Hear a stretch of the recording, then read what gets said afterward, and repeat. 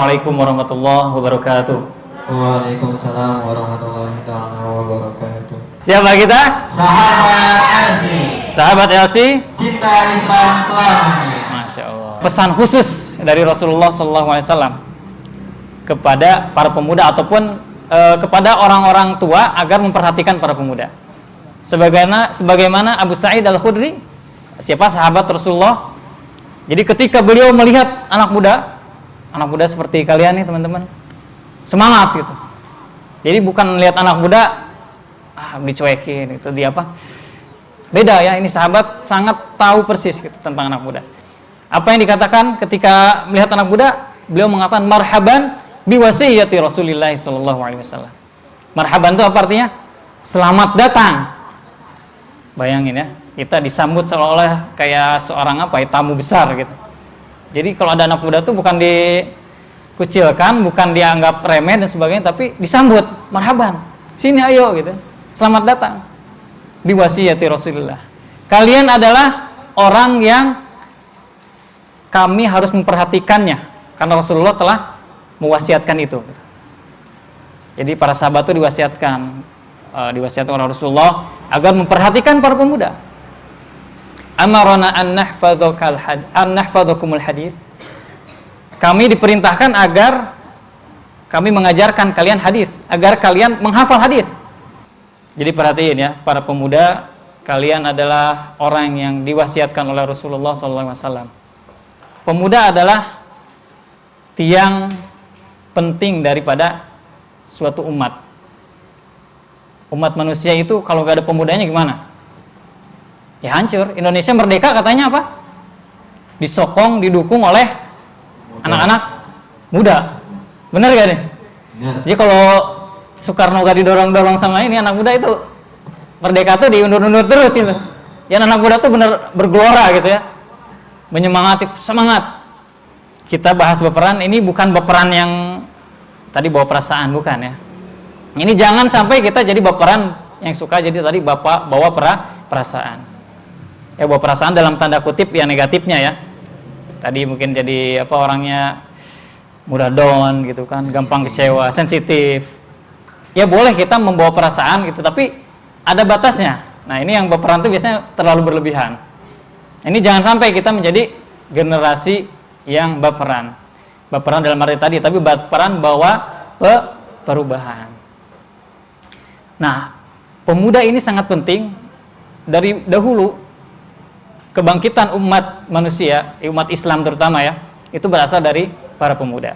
Pengikut Nabi Musa alaihissalam mayoritas adalah pemuda. Fama amana li Musa illa dzurriyyatun min qaumihi. Fama amana li Musa, dan tidaklah beriman kepada Nabi Musa kecuali dzurriyyah. Dzurriyyah itu mengatakan syabab, pemuda-pemuda min qaumihi, dari kaumnya. Jadi mayoritas yang beriman kepada Nabi Musa adalah para pemuda. Orang tuanya kemana? Ya mereka jumud gitu kan. Mereka ingkar terhadap Nabi Musa, mereka tidak beriman kepada Nabi Musa, mereka memusuhi Nabi Musa bersama Fir'aun. Orang-orang tua ya. Jadi khawatir juga nih ada, mohon maaf ya orang tua. Dan pengikut Nabi Muhammad SAW mayoritas adalah para pemuda. Dan kita lihat gitu kan, kita siapa aja pemudanya? Ali bin Abi Thalib, Umar bin Khattab, itu siapa lagi? Zaid bin Thabit, siapa lagi? Sa'ad bin Abi Waqqas, Abdullah bin Umar, Abdullah bin Abbas. Banyak Abdullah, banyak namanya. Abdullah bin Mas'ud dan sebagainya. Itu para pemuda. Dan para pemuda ini sangat diperhatikan oleh Rasulullah, sehingga ada metode khusus, ada cara mendidik mereka yang tidak sama dengan cara mendidik yang lain gitu. Rasulullah mendidik mereka dengan sangat luar biasa. Dan di sini saya akan sampaikan bagaimana agar para generasi muda ini, milenial ini bisa membawa perubahan sebagaimana para sahabat Rasulullah membawa perubahan dari zaman jahiliyah menuju kepada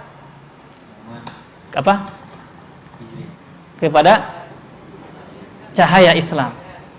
Yang pertama apa yang dilakukan oleh Rasulullah?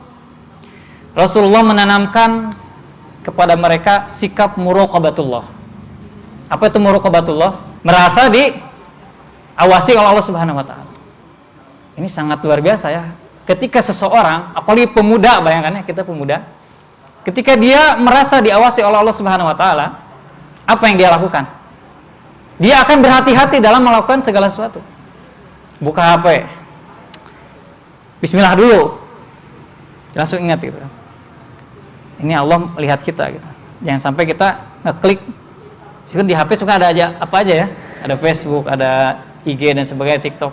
Zaman sekarang masya Allah, fitnah itu luar biasa. Makanya harus hati-hati nih ketika buka medsos, harus ingat bahwa ada Allah Subhanahu wa taala yang melihat kita. Ada malaikat kanan kiri yang siap gesit udah gini aja kan, siap mencatat. Jadi kalau ngelakuin buruk, wah ini lihat sesuatu yang buruk, poin negatif berapa gitu, dosa. Ngelihat kajian, poin 100. Jalan apa, lihat apa dan sebagainya, mendengarkan kajian, mendengarkan Al-Quran dan sebagainya, dicatat kebaikan. Terus mendengarkan yang buruk-buruk dan sebagainya, dicatat keburukan. Nah itu muraqabatullah. Jadi satu poin yang sangat penting yaitu menanamkan dalam diri kita muraqabatullah, merasa diawasi oleh Allah Subhanahu wa taala. Yang kedua, selain dari tadi muraqabatullah, tips yang kedua ataupun pengajaran Rasulullah kepada para sahabat adalah tidak tersilaukan oleh dunia, kemilau dunia, dan justru mereka mengkaitkan, menggantungkan hati mereka kepada kehidupan akhirat, yaitu surga Allah Subhanahu wa taala. Ini pendidikan penting ya. Jadi dikenalkan semenjak dini kepada para sahabat tentang kehidupan akhirat, tentang hinanya dunia, tentang kekalnya akhirat, tentang kenikmatan-kenikmatan surga Allah Subhanahu wa taala. Bayangkan anak 12 tahun, Ibnu Umar radhiyallahu an, beliau dinasihati oleh Rasulullah seperti ini. Ya gulam, sambil dipegang pundaknya gitu kan, ya anak kecil. Kun fid dunya ya gulam, kun fid dunya ka'annaka gharib aw 'abir sabil. Jadilah engkau di dunia ini seakan-akan orang asing atau seakan-akan orang yang jalan saja gitu, musafir. Jadi intinya kita di dunia itu ya sementara gitu. Jangan kita menumpuk-numpuk dunia seolah-olah kita akan hidup selamanya. Seperti itu intinya. Kita harus beramal untuk akhirat kita. Kita nggak akan lama di sini, cuma lewat saja. Ini dipahamkan oleh Rasulullah kepada para sahabatnya dari sejak kecil. Bukan kita nggak boleh cari dunia, tapi tadi ya cintanya ini loh di mana? Cinta di akhirat atau cinta di dunia? Ali radhiyallahu an mengatakan irtahalatid dunya mudbirah. Dunia itu pergi meninggalkan kita, pergi. Jadi kita ngejar-ngejar dunia, dia malah pergi, coba. Wartahalatil akhirah muqbilah, dan akhirat itu justru dia datang menghampiri kita. Jadi kita lambat laun sebenarnya menghadapi akhirat. Jadi apa yang harus diingatkan yaitu tadi bahwa pemuda itu harus diingatkan terus tentang bagaimana dia mengaitkan hatinya kepada akhirat bukan kepada dunia. Ya dunia boleh saja dicari dan itu memang kita harus bekerja gitu, kita harus mencari nafkah yang halal. Itu perintah Allah Subhanahu wa taala dan kita pun tapi jangan melupakan akhirat kita.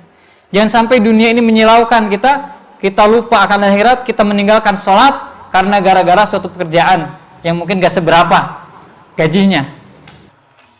Kemudian teman-teman sekalian, yang ketiga tentang kebersihan hati dan kesucian jiwa.